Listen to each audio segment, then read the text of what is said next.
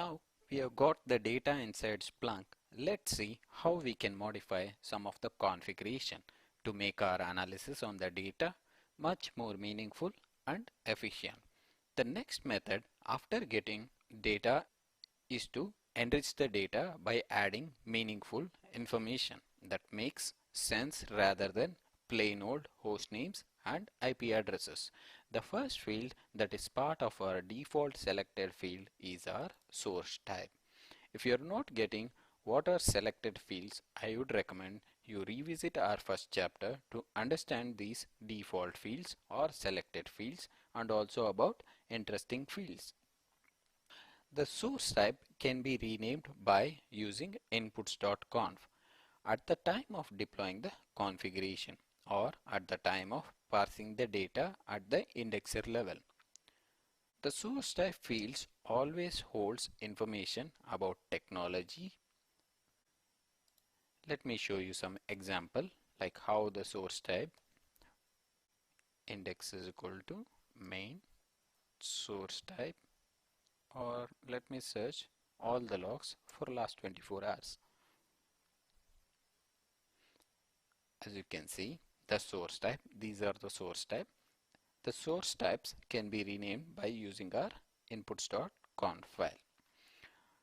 At the time of deploying the configuration or at the time of parsing the data at our indexer level, the source type fields always holds information about technology of the logs or the application that is used for generating these logs.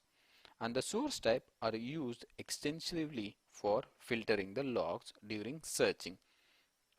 If I search on using source type is equal to performance CPU load, this is used as a filter not only now or not only for these logs, this will be used throughout your Splunk experience for filtering the logs extensively, and this is one of the important fields which you will have more meaning to your data while configuration. And this is also one of the default configuration that should be present for any data that is fed to Splunk. We will see small lab exercise. In that you will be able to get a clear picture on how you can set the source type or rename source type, and we use that information for searching or narrowing down specific logs. Since we have our universal forwarder installed in our local PC, let us go to inputs.conf. I'm in Splunk home, Splunk universal forwarder, etc system local. Let me open up inputs.conf file. This is our inputs.conf file, which has a couple of examples we have added earlier. I'll just remove this. We have removed this. Here I can add host is equal to new host value, which makes sense, and source type is equal to new source type, and also source is equal to new underscore source. So this is how you typically define the new values. Let's say I'll say host is equal to my universal forwarder and laptop. Instead of it saying a regular name like Arun Kumar PC, it can say my universal forwarder installed on the laptop, which makes much more sense. Similarly, instead of saying some dumb source type, it can say it will consist the tutorial data that we have uploaded, which will make more sense. Similarly, source will be my downloads location. This will add much more meaningful and less confusion into your data so that you can analyze your data much better. So let us save this configuration,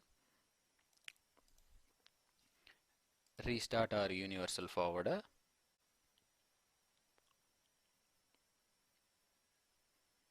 Once it is restarted, let me make some changes so that our continuous monitor picks up the new changes.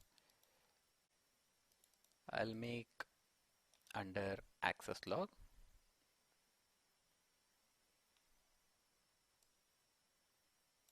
I'll just copy and paste some of the lines so that the timestamp varies and we get our new entries.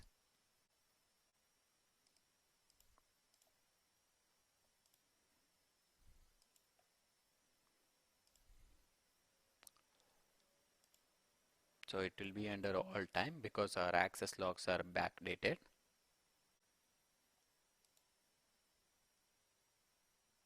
So since we can see only top 10 values here, let me see just rare source type since we have like couple of events.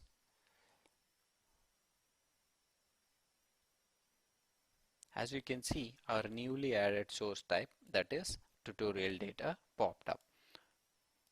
In order to narrow down this, we can use host is equal to the new host value that we have set.